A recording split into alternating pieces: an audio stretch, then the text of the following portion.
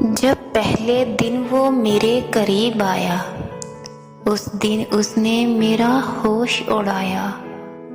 जब छुआ था उसने मुझे प्यार से, मैं अपनी दुनिया तो वहीं भूल आया। उसको भी होश ना रहा था होश का, मैं भी खुद को संभाल ना पाया। क्या होता है ये प्यार का नशा, उस दिन मुझको समझ ही आया।